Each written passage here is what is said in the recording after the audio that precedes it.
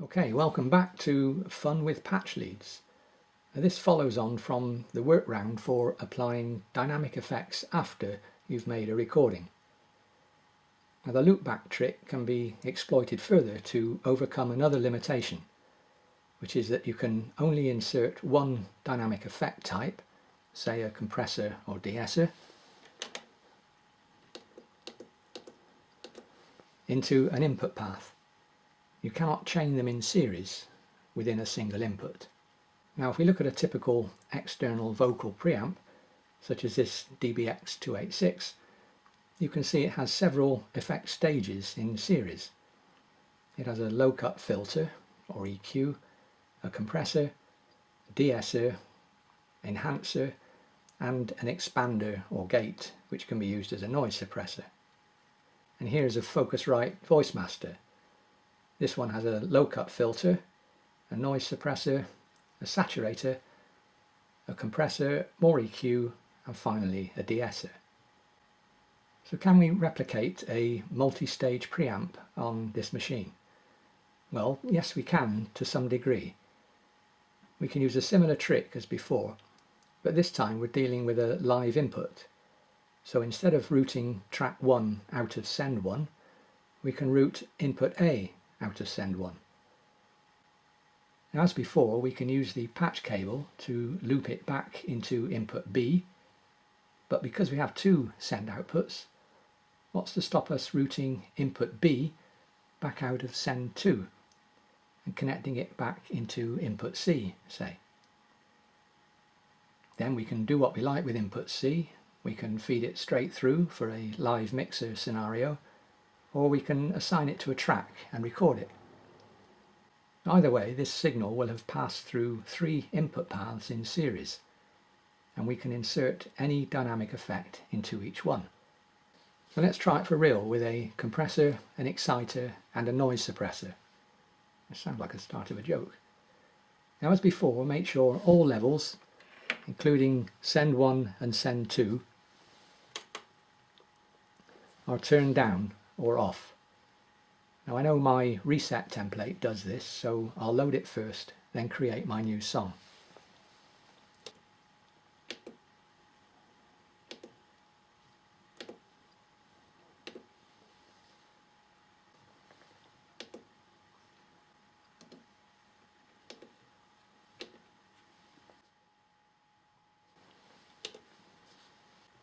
Okay, now power off and make the connections.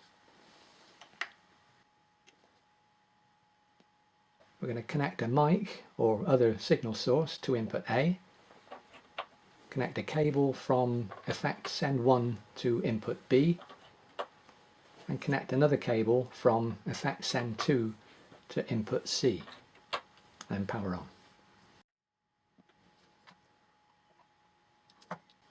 Right, let's start with input A and set the trim as required for your signal source. Insert a compressor from the dynamic effects into input A.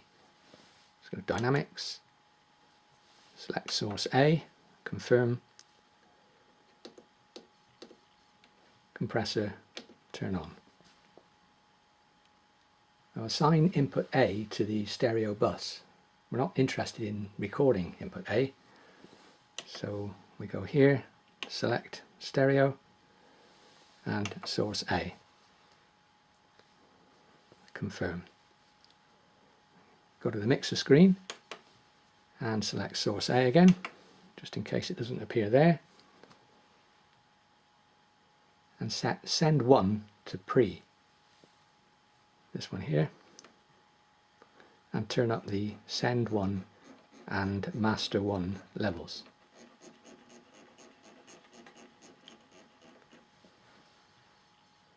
Now, we don't want this signal carrying on through to the stereo output, so turn down the input level control. That's this one here. Now, input signals do not have a physical control for this, unlike the track signals, which use their track faders. So inputs can only be adjusted from the mixer screen.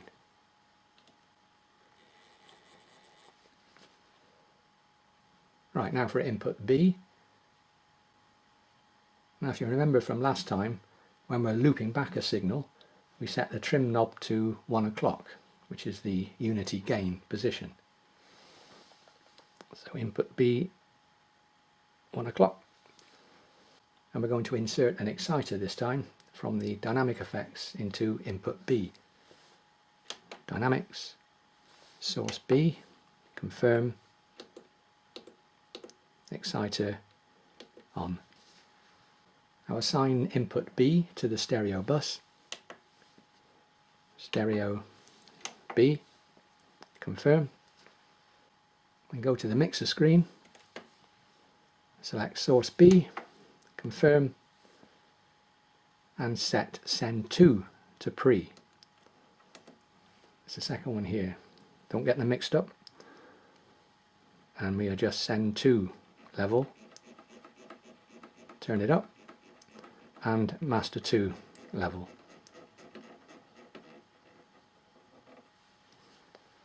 And again turn down the input level control.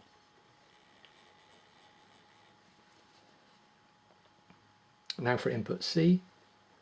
Again, it's being fed by the loopback cable, so we'll turn that to unity gain. And this time we're inserting a noise suppressor from the dynamic effects. So dynamics, source C, confirm, noise suppressor, turn on. Right, we've run out of send outputs now, so we've reached the limit, which is 3 dynamic effects in series. And we could use less, but 3 is your maximum. Now the signal from input C contains all of these 3 effects, and we can route this in various ways as shown in the earlier videos. You could assign it to the stereo bus for a simple live mixer scenario. You could assign it to a track for an advanced live mixer, or you could assign it to a track and just record it. So let's check it works. I'll use that first option I mentioned. I'll route it straight through to the stereo bus so we can hear it directly. So stereo, source C, and there it is. Now I've not got a vocalist handy, so we'll just use a drum machine as the source signal. Now, it's just a crude pattern to demonstrate the effects. Right, turn up the stereo fader and the monitor knob.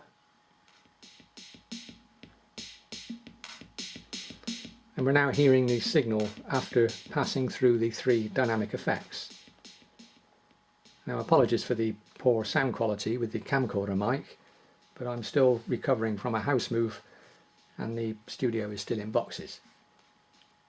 That's my excuse anyway. So we'll go to dynamics and I'll select extreme settings just to show the effects are working. So source A, this is the compressor we added.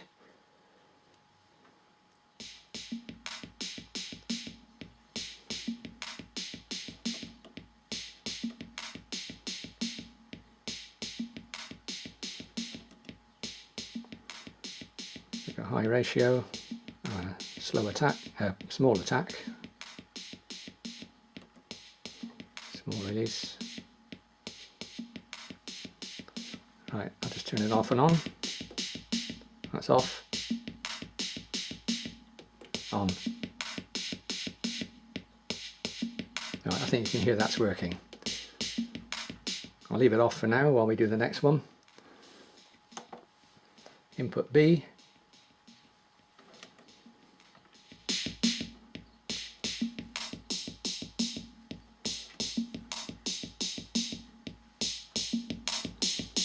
Right, off, on, off. So that one's okay. Input C.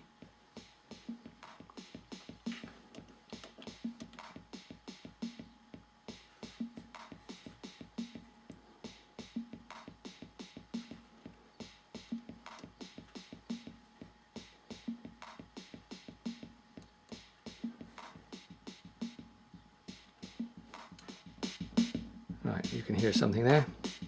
Off. on.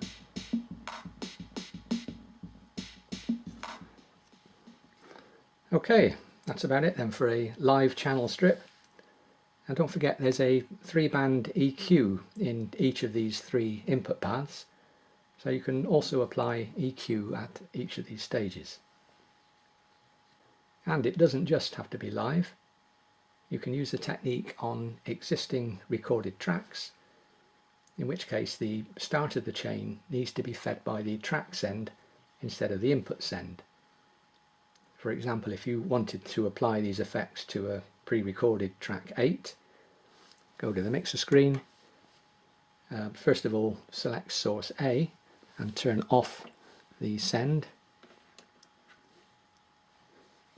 This will avoid any confusion if you've, say, left a mic plugged in to input A. Now you can select your new source track, 8, confirm, and turn on its send 1 signal. Everything else stays the same. Oh, and turn up the send level, obviously. Okay, and if you are applying effects to an existing track, why stop at one track? You can send multiple tracks to the same chain as they each have their own send controls. So a track 8, I'll just set it lower so you can see, 63, track 7, say, and so on. Now note this will mix the tracks together when they appear on input C. They won't remain separate. Now one final variation is to record some or all of these effect stages on separate tracks as they go through the machine. These will be in parallel, so you can decide which to use later. Now you can do this by assigning any or all of these inputs to spare tracks and arming them. So for example, the compressed signal is on input A, so go to the assign screen and we could assign input A to track 2, say. Select track 2, source A, and there it is. And we know the compressed and excited signal is on input B, so we could assign that to track 3, say. 3B. There we go. And the final compressed, excited, suppressed signal is on C, so we could assign this to track 4, 4C.